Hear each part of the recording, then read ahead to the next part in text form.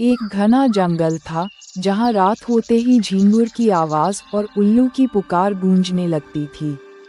उसी जंगल में रहता था अंडस्को टीलू गीदड़। चालाकी में सबसे तेज था, मगर काम से उसे इतनी नफरत थी कि सूखी हड्डी भी उठाना पसंद नहीं करता।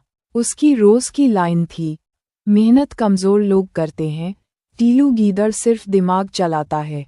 टीलू का निशाना थी अंडस्को मीना लोमड़ी, जो सुबह से शाम खेतों से फल, झाड़ियों से शहद और नदी से मछली लाती।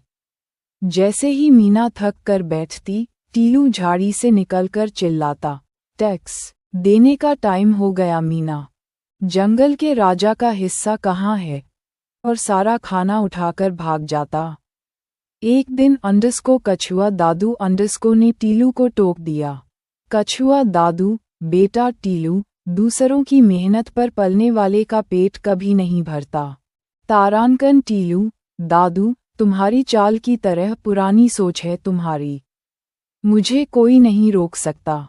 कुछ दिन बाद जंगल में अजीब होने लगा। टीलू का छुपाया हुआ खाना रातों रात गायब। दरवाजे पर कांच के टुकड़े, जमीन पर अजीब पंजों के निशान, और आधी रात को आवाज़, जो दूसरों का छीनता है उसका सब लुटेगा। गहरी आवाज़। टीलू का पसीना छूट गया। टीलू, कौन है? हिम्मत है तो सामने आ।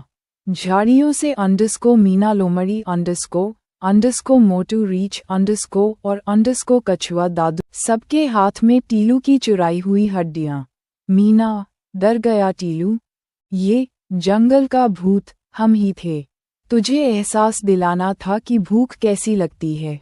मोटू रीछ, सबक याद रखना, वरना अगला भूत असली भी हो सकता है। टीलू पहली बार शर्मिंदा हुआ। टीलू, मैं समझ गया, मैं गलत था, मुझे माफ़ कर दो, मैं बदलूंगा। उस दिन के बाद टीलू ने शिकार सीखा, फल तोड़े और मीना की मदद करना शुरू की। अब जंगल में सब कहते थे, कल का चालाक, आज का रक्षक। मीना, टीलू, तू तो सच में बदल गया।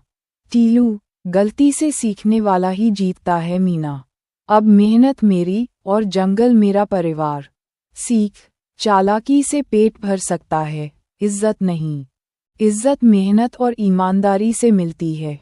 गलती करना इंसानियत है, उससे सीखकर बदलना बहादुरी है।